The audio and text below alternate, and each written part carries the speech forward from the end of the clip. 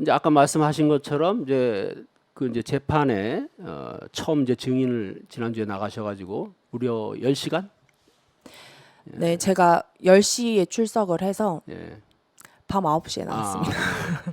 이제 뭐 그래서 재판 증인은 이제 처음 나갔지만 사실 이제 그 동안에 또 검찰청도 여러 번 가시고, 네, 예, 맞습니다. 그래서 이 수사와 재판이 어떻게 진행되는지를 어떻게 보면 옆에서 가장 좀 끊임없이 관찰하고 감시하고 했죠. 모든 예. 공판 과정을 다 이제 네. 제가 지켜봤고요. 네. 자, 그럼 저희가 우선 이런 뭐 언론 보도상으로 이렇게 접하고 느꼈던 것이, 자, 처음에 당사자들이 한사코 부인을 했단 말이에요. 이른바 네. 속된 말로 오리발을 내민다 그러죠. 네. 뭐 심지어 텔레그램 이게 조작됐다는 것부터 시작해서 네. 또 뭐 김웅 의원 같은 경우는 처음에는 준 것 같다 뭐 이랬다가 나중에는 또 뭐 그런 사실이 또 없는 것 같다 뭐 네. 말들이 네.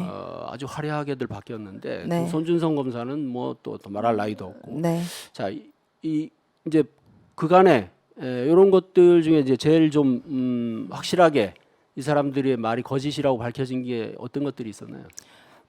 먼저 이제 제가 그 다들 의아해했죠. 왜 어떻게 조성은이라는 사람이 나이도 젊고 그 대검찰청 감찰부라는 곳이 굉장히 일반 사람들이 접근하기에 힘들잖아요. 근데 이제 사실 그때는 제가 이제 재판에서도 밝혔습니다만 그때 당시에 제가 사실 사건 보도에 동의를 하지 않았고 그리고 그 과정에서 제가 막 제보자가 누구인 거를 막 밝히는 듯한 어떤 언론, 그러니까 뉴스버스 측의 막 라디오 출연 이런 것들이 있어서 굉장히 제가 급박한 상태였어요. 그래서 도대체 이거를 어떻게 해야 되는가 되게 고민을 했는데, 그 과정에서 이제 보도했던 우리 전혁수 기자님이 그럼 권익위에 공익신고를 하는 것이 어떻냐 이렇게 제안을 하셨었거든요. 근데 제가 권익위에서 공익신고를 하면 이 사건은 묻힐 것이다. 그래서 이 사건은 본질적으로 검찰 비위 사건이기 때문에, 특히 대검찰청에서 이제 발생했던, 대검찰청 검사로서 이제 발생했던 일이기 때문에 대검찰청 감찰부에 가야겠다 해서, 저는 이제 나중에 제가 복귀를 하면 제가 어떻게 그때 거기 갈 생각을 했지? 이런 그러니까 생각을. 보통 사람 그런 생각 네, 못 그래서 하는데. 저도 사실은 그때, 왜냐면 그 제가 막 할 때 한동수 부장님께서는 USB를 뭐 아니면 증거들이나 이런 것들을 우편으로 보내라는 거예요. 그날. 그래서 제가 급해 죽겠는데 그 언제 우편으로 보내냐, 이거는 난리가 날 거다 하면서 제가 당장 가야 된다고 하고 제가 막 가겠다고 해서, 그분들이 이제 법리 검토를 하고 우리도 공익신고를 받는, 검사 범죄는 공익신고 받는 기간이 맞다 하고 이제 제가 가게 됐죠. 근데 그 과정에서 제가 제 차로 이렇게 가면 누가 가는지를 알 거잖아요. 이미 보도가 됐던 부분이라서 성모병원 지하에 제 차를 대고요. 그분들이 저를 데리고 와서 이제 굉장히 이렇게 거의 무슨 영화처럼 금요일 밤 7시에 막 그렇게 가가지고 이제 그 공익신고를 했었어요. 그래서 굉장히 그때는 제가 이제 이거는 지금 해야 돼, 되게 본능적으로 움직였던 기억이 있는데요. 근데 지금 제가 2년 동안 했던 행위 중에서 가장 제가 명석한 판단이지 않았나. 그때 제가 살려고 그랬는지, 그때 제가 대검찰청 감찰부를 안 뛰어갔으면 어떡할 뻔했나. 왜 그러냐면, 이번 재판 증인에서 제가 나오기 이전에는 계속 이제 변호인 손준성 이제 피고인 측과 그 변호인이 뭐 저를 거의 첩보물을 만들었더라고요. 이제 뭐 제가 뭐 텔레그램 뭐 조작을 했다, 뭐 다 뭐 위변조를 했다, 뭐 이런 식의 조작을 했다고 하는데, 제가 그래서 이제 글로도 남기고 이제 그 변호인에게도 그런 주장을 하실 것 같아서 우리 피고인이 근무하셨던 대검찰청에 제가 가서 공익신고를 한 거다. 이게 사설기관 포렌식으로 제출한 게 아니라 저의 모든 이 휴대폰 원본은 대검찰청 포렌식센터, 중앙지검 포렌식센터, 그리고 공수처 이제 포렌식센터에서 했기 때문에 제가 어떤 지위를 가지면 그 대검찰청 포렌식 센터에서 포렌식하는 과정에 위변조나 첩보의 수준에서 그걸 조작을 할 수 있느냐. 그러니까 그 뒤로는 조작 타령도 못 하시더라고요. 그래서 그러니까 거기서 대검에서 하니까 그렇죠. 어떻게 보면 공신력 객관성이 그냥 뭐 자동으로. 네, 근데 사실 제가 이게 검사 번제이기 때문에 당시 이제 막 그 공수처가 이제 설립이 됐던 시기고 이 공수처 측은 왜 조성은 씨가 이 사건의 첫 공익신고 이 기관을 공수처로 택하지 않았는지를 좀 후일담인데 조금 섭섭하다라고 이제 전달을 받았는데 이게 사실 그런 취지였어요. 이게 외부 기관에서 하면 아무래도 이제 그때는 사실 공수처가 바로 검찰을 수사한다고? 이게 저는 그게 원활할까라는 생각을 좀 했었고 그래서 감찰을 하면 모든 이 검사 비위는 다 이제 오잖아요. 그래서 그 방법밖에 없겠다 해서 제가 제일 처음에 제출한 곳이 거기서 해가지고 그 증인 신문할 때도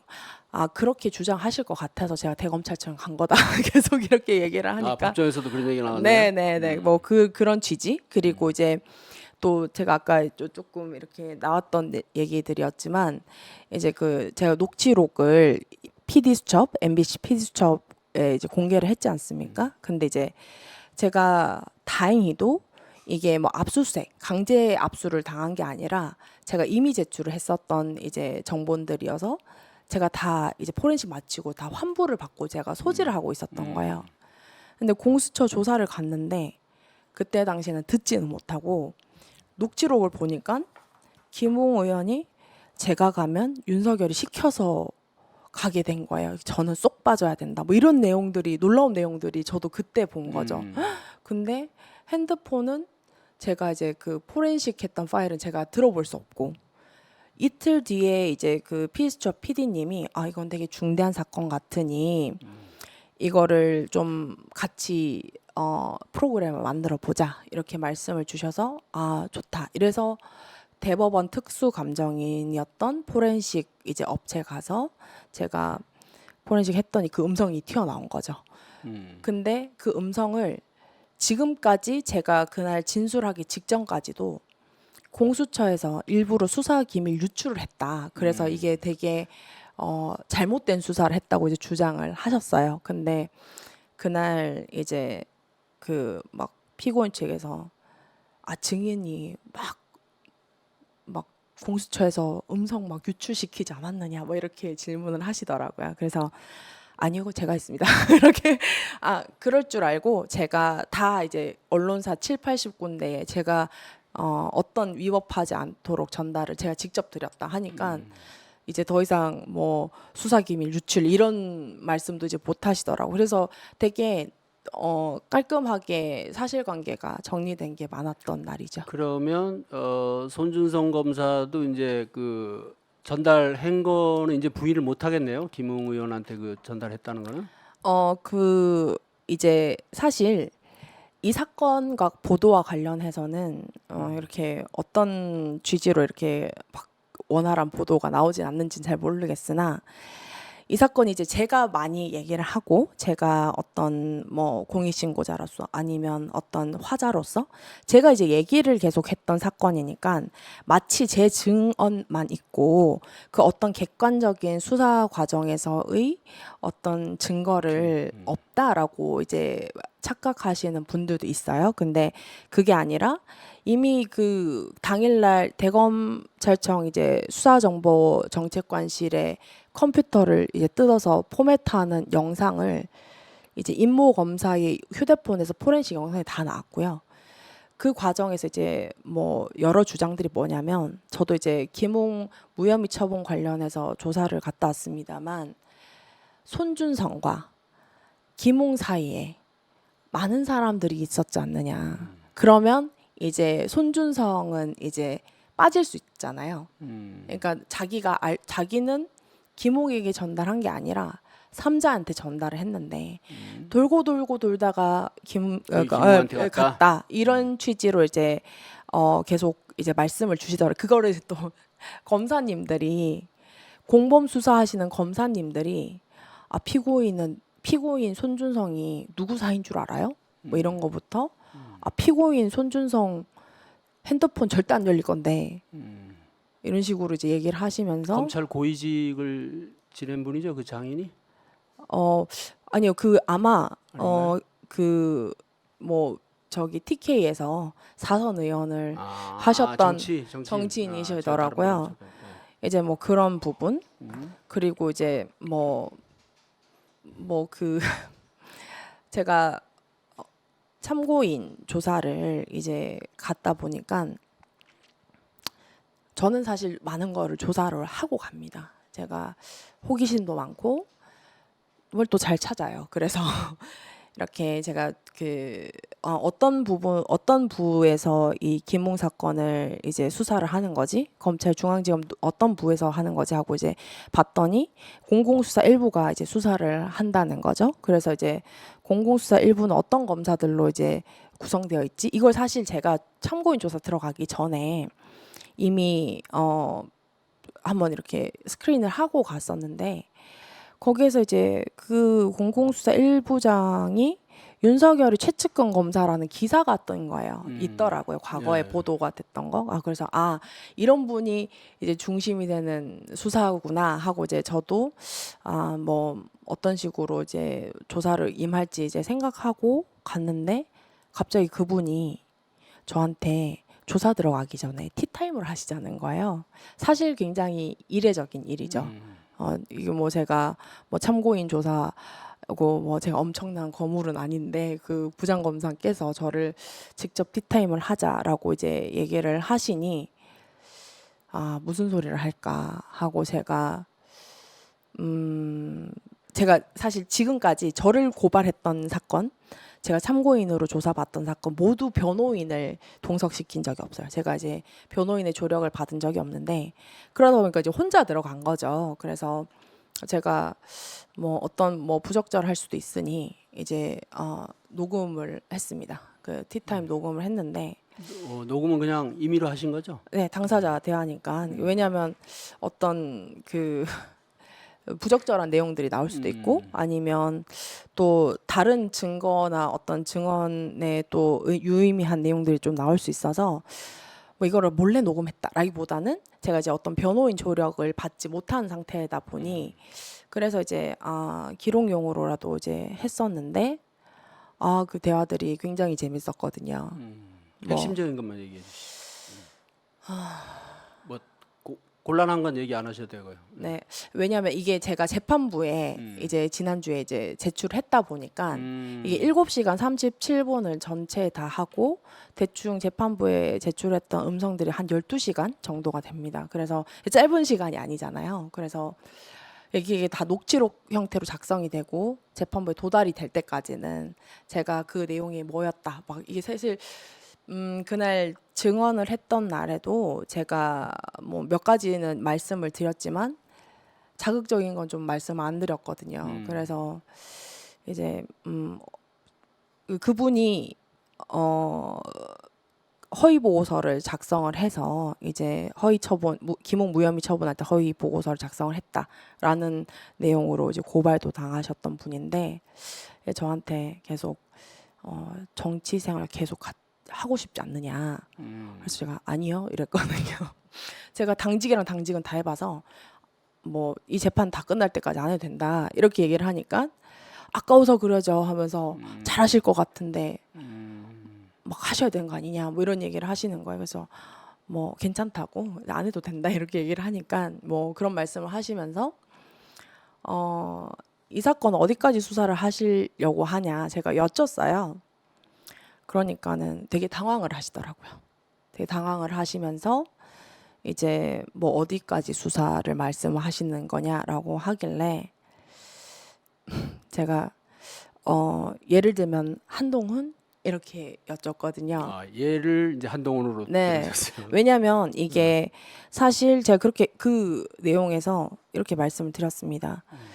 이 사건이 검사 범죄이긴 하지만 본질적으로는 선거 범죄이기 때문에 선거 범죄는 사실 관할이 검찰에 있어서 공공수사 일부가 부장검사께서 의지만 갖고 계시면 이게 이 사건 전체를 다 수사하실 수 있지 않느냐라고 이제 여쭸어요. 근데 그래서 그럼 뭐 어디까지 수사를 이렇게 얘기를 하시길래 그래 예를 들면 한동훈 이렇게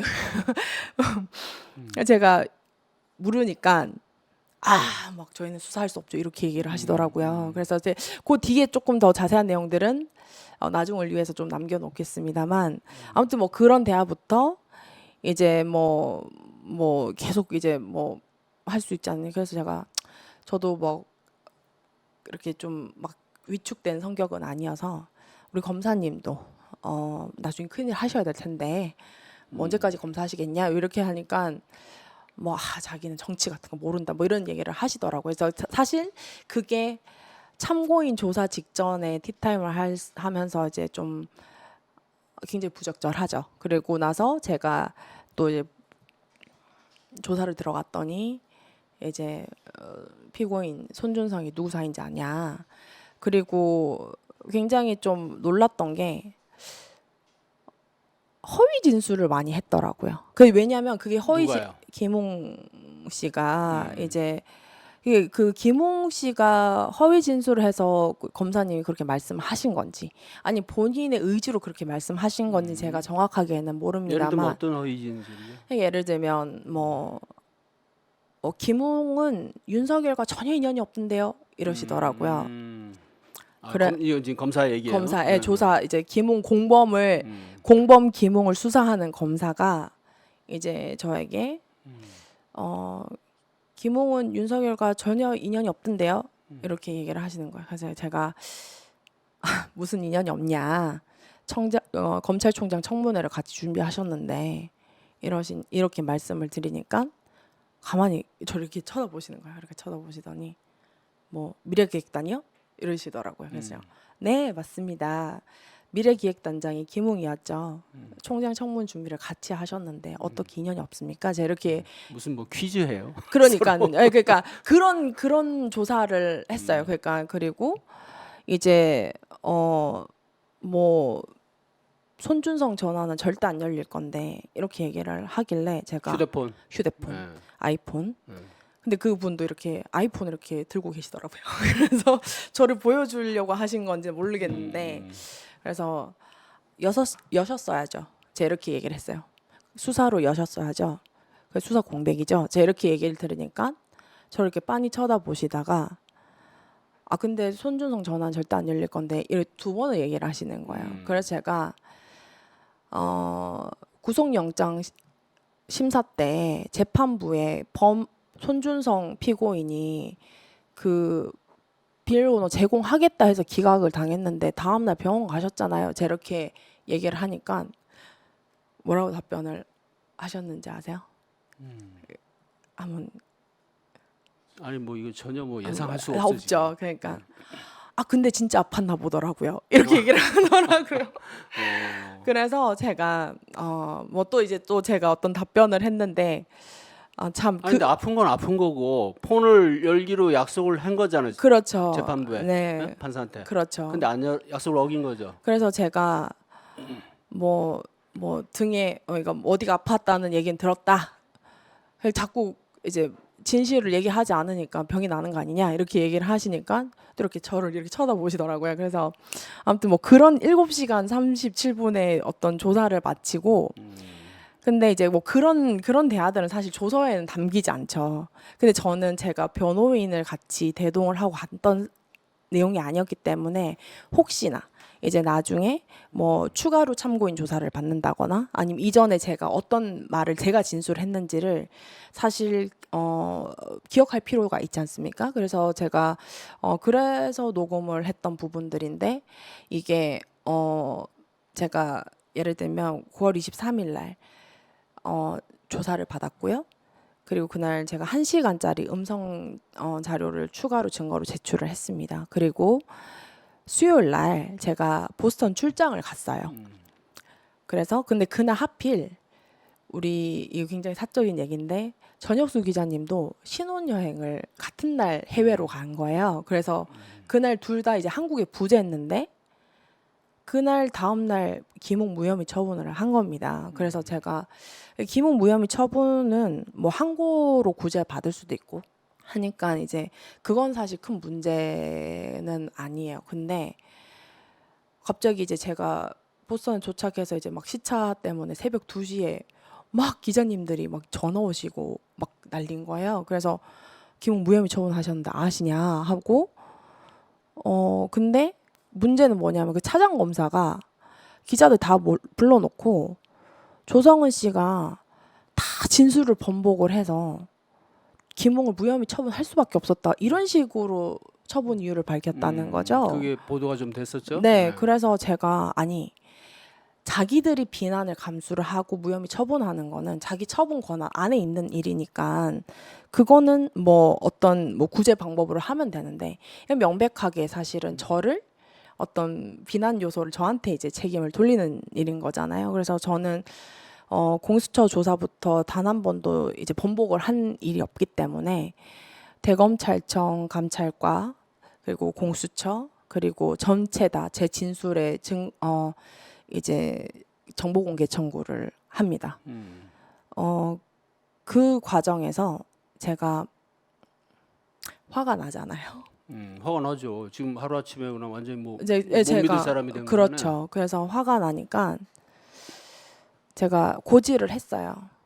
담당 수사 검사님한테 주십시오 하니까 녹취록 있는 것도 아니고 이러시더라고요. 그래서 제가 예, 그래도 직접 주신 게 나을 것 같습니다. 이렇게 얘기를 하니까 제가 녹음을 다 해놨는데 어떡합니까? 그러니까는 그 고지도 했어요. 작년 10월에. 그래서 많은 어떤 부침이 있었고 그 과정에서 대검찰청 감찰부는 놀라운 처분을 합니다. 어떤 처분을 했냐? 저한테 갑자기 전화가 오더라고요. 대검찰청입니다. 이렇게 전화 오셨는데 조성은 씨가 조서 작성한 적이 없으시더라고요. 이렇게 얘기를 하더라고요. 그래서 제가 그래서 제가 뭐라고 얘기해? 그럼 증거인멸하신 거예요? 제가 바로 이렇게 질문을 했어요. 왜냐하면 전 9월 3일, 9월 7일 날 증인 조서를 다 작성하고 그거를 공수처에서 다 확인까지 했는데 근데 조서 작성한 적 없다? 자체가 없다는 거예요. 오. 그럼 이거는 증거인멸한 거 아니면 그거 있어야 되는 감찰 자료가 어디 갔냐?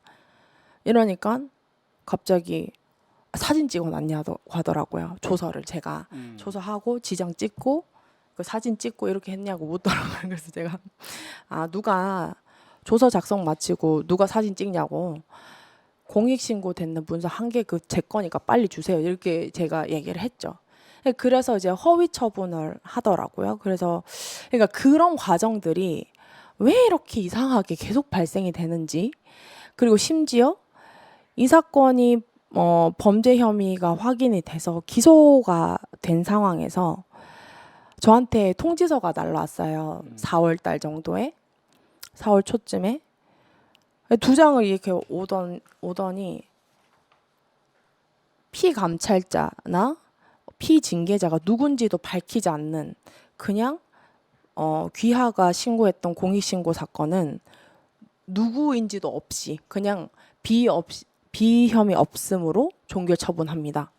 이거 한 장만 띄고 오더라고요. 이름도 안 밝히고. 이름도 안 밝히고. 그러니까 제가 누구를 신고를 했고 어떤 내용으로 진술했고 이런 그러니까 아마 그런 처분을 처음 만드셔서 그런 게 나왔나 싶을 정도로 보통은 이제 제가 뭐 공익신고를 했던 대상 이 사람들이 어떤 증거로 그리고 이게 감찰부가 공수처에 이첩을 했는데 새로운 추가적인 혐의 없는 증거가 발견이 돼서 뭐 처분한다 이런 게 없이 그냥 처분서 한 장 결과적으로 한 장이죠. 그거를 보내고 이제 이 재판 중에 그렇게 하더라고요. 그러니까 그러면 감찰 자체가 종결이 된 거니까 이제 그 기록은 자기들이 이제 권한 내에 삭제를 할 수 있다고 생각해서 그런 거라 했던 건지 모르겠는데 참 이제 이게 이해가 안 되더라고요. 사실 그래서 저는 그 그 대검찰청 그 초기 처분은 제가 고발했습니다. 공수처에 허위 이제 처분이다 보니까 허위 공문서 작성이랑 여러 가지 고발을 했는데 수사를 안 해요. 그리고 그건 바로 가면 되거든요. 근데 그리고 이제 사실 그 고소인 조사도 안 해요? 그냥 제가 2월 달에 고발을 했는데 지금까지 이제 걷던 뭐 연락도 없고 네 그런 상황이고요. 그 다음에 이제 그 요번에 비업심 종결 처분은 사실 참 이런 처분을 대검찰청에서 할 수 있다는 거 너무 이게 부끄러운 걸 넘어서 좀 쪽팔린 일이거든요. 창피한 일이고